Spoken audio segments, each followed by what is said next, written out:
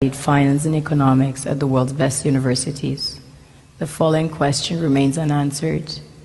Why is it that 5,000 units of our currency is worth 1 unit of your currency, where we are the ones with the actual gold reserves? It's quite evident that the aid is in fact not coming from the West to Africa, but from Africa to the Western world. The Western world depends on Africa in every possible way, since alternative resources are scarce out here. So how does the West ensure that the free aid keeps coming? By systematically destabilizing the wealthiest African nations and their systems, and all that backed by huge PR campaigns, leaving the entire world under the impression that Africa is poor and dying and merely surviving on the mercy of the West. Well done, Oxfam, UNICEF, Red Cross, Life Aid, and all the other organizations that continuously run multi-million-dollar advertisement campaigns depicting charity porn to sustain that image of Africa globally. Ad campaigns paid for by innocent people under the impression to help with their donations. While one hand gives under the flashing lights of cameras, the other takes in the shadows. We all know the dollar is worthless, while the euro is merely charged with German intellect and technology, and maybe some Italian pasta. How can one expect donations from nations that have so little? It is super sweet of you to come with your colored paper in exchange for our gold and diamonds. But instead, you should come empty-handed, filled with integrity and honor.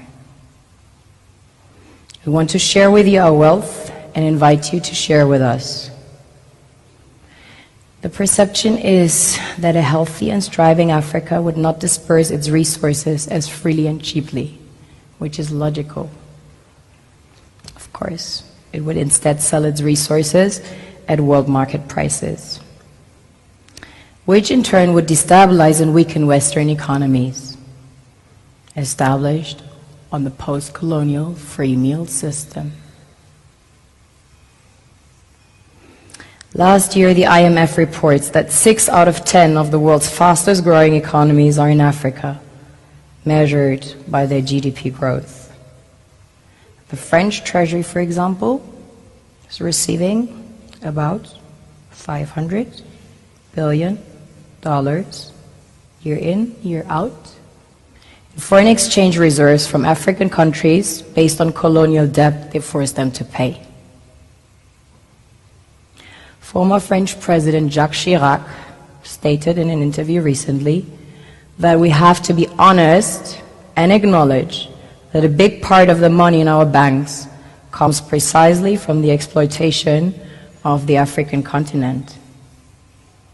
In 2008, he stated that without Africa, France will slide down in the rank of a third world power. This is what happens in the human world, the world we have created. Have you ever wondered how things work in nature? One would assume that in evolution the fittest survives. However, in nature, any species that is overhunting, overexploiting the resources they depend on as nourishment, natural selection would sooner or later